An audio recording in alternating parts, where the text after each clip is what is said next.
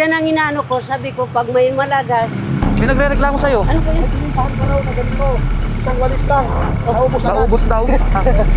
Tinigiban po. Opo, may binentahan ka daw ng walis. Pag walis niya, nalagas din lahat. Yan ang inaano ko, sabi ko, pag may malagas, babalikan ko dito at papalitan ko.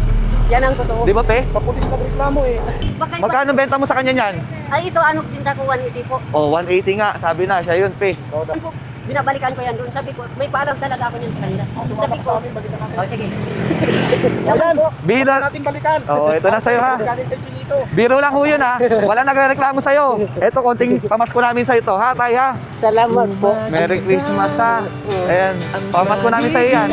Kaya pa ba buhatin? Sana po, papalit pa kayo ng Ah, thank you, thank you. Kabigyan.